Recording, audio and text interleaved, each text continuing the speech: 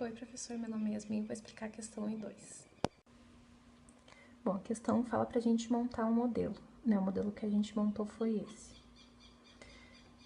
Aqui a gente... aqui a gente montou a nossa entrada.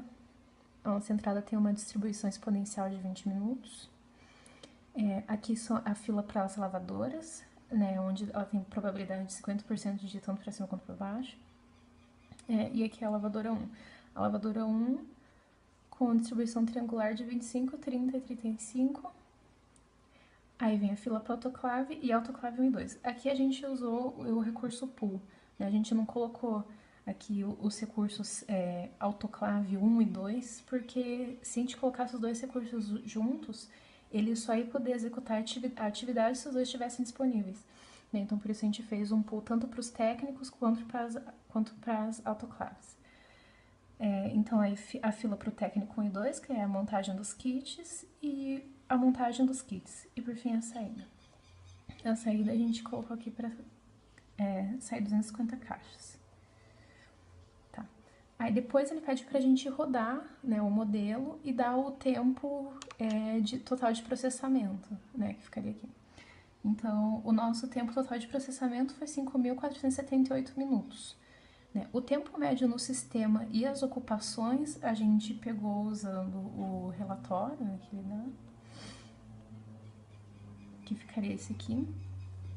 Então, aqui a gente pegou as utilizações, né, que são as ocupações, o tempo médio no sistema, e para fazer o tempo total das filas, a gente somou todas as filas, né, então o tempo total de espera da bandeja. Então, é a soma dessa fila com essa, a gente tirou a média dos dois lados.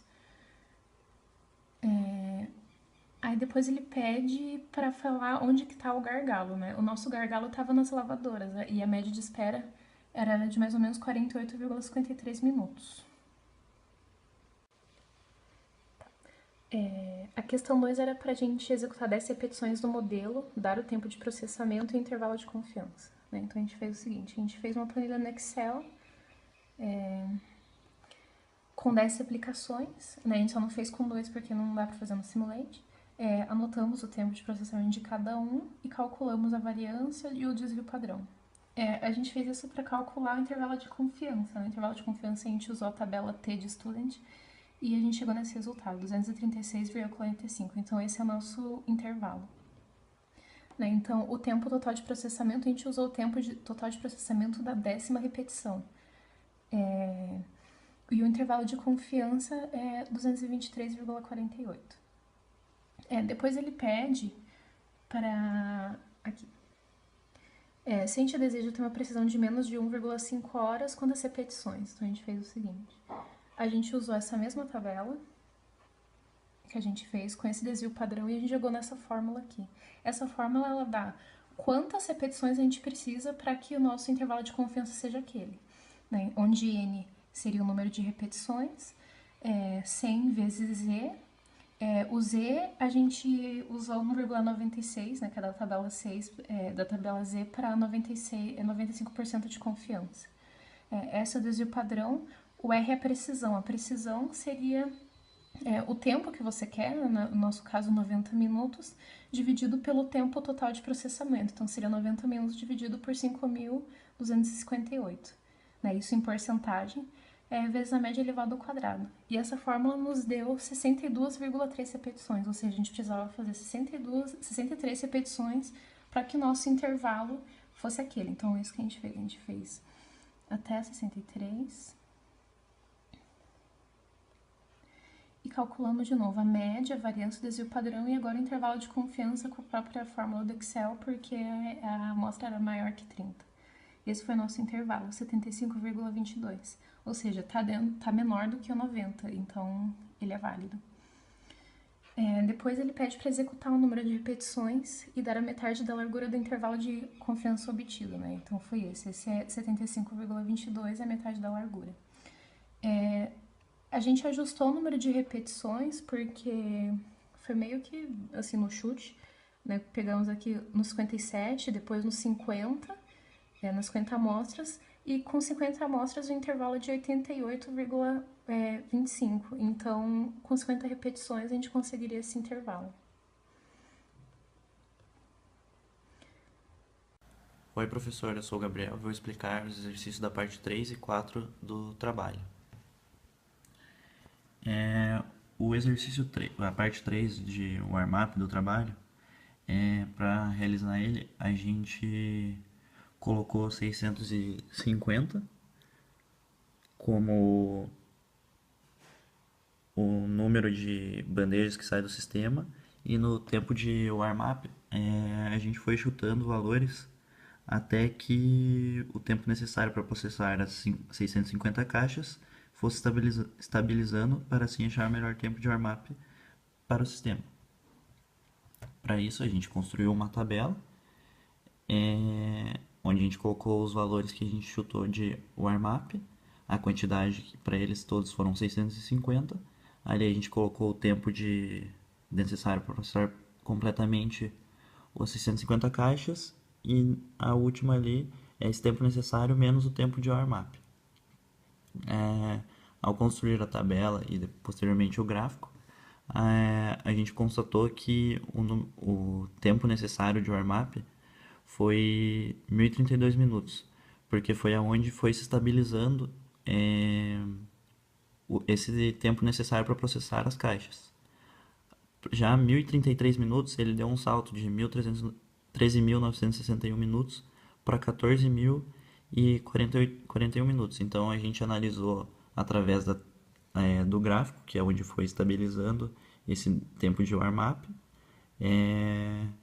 que o tempo necessário de warm-up seria, o tempo ideal seria 1032 minutos. Para realizar o exercício 4, construímos um novo modelo de uma linha só, onde representa a fila multisservidor que o exercício pede. Ou seja, antes as bandeiras chegavam e eram escolhidas aleatoriamente. 50% elas iam para uma fila ou 50% para outra fila. Nesse caso, a bandeja chega e ela é lavada pela primeira lavadora que fica livre. E assim sucessivamente, para esterilizar e embalar também. Ela, as bandejas vão sendo esterilizadas e embaladas pelo primeiro funcionário que fica livre. Após a gente construir esse novo sistema, a gente fez uma tabela do, do sistema anterior, do M1, do sistema M1, e do M2 a gente fez 30 repetições, que é onde a gente achou que era uma amostra considerável. E após a gente fazer essas 30 replicações, a gente verificou que a média do exercício onde as filas ficam em multisservidor, ela abaixou um pouco a média do tempo necessário para processar completamente as 250 bandejas. Porém, ao analisar estatisticamente os dados, vemos que os dois intervalos se interceptam. Então a gente fez ali o desvio padrão, o intervalo de confiança, e a variação do M1 ali foi de 5.123 minutos a 5.347 minutos. Já no M2 foi de 5.104 minutos a 5.335 minutos. Ou seja, é, os dois intervalos se interceptam. Então, o que significa que a gente não pode dizer que a fila multisservidor é melhor do que usar várias filas. Bom, a última parte era para colocar um funcionário, né, que levaria essas bandejas até a central de esterilização e depois descobrir se seria melhor ele levar cada hora, cada 90 minutos ou cada 120 minutos. Então a gente fez da seguinte forma. Aqui é a entrada, a fila para transportar e transportar. A partir daqui o modelo é igual ao que a gente tinha feito. A gente ainda usou o pool e aqui colocamos o recurso carregador.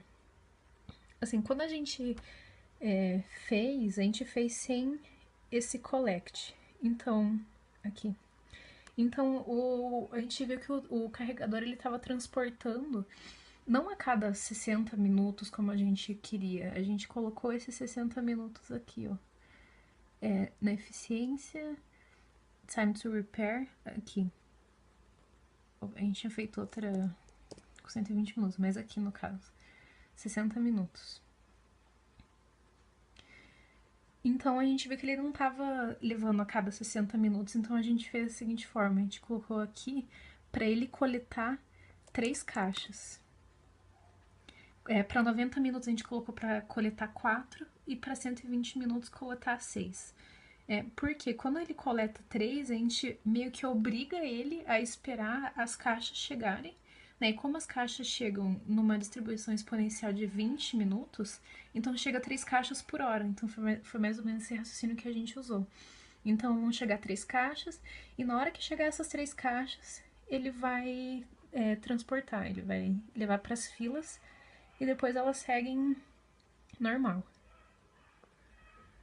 A gente descobriu que pelo. Deixa eu pegar aqui. Aqui pelos resultados, que quando ele leva a cada hora, o tempo no sistema é menor. Né? Então, o ideal seria que ele levasse a cada 60 minutos.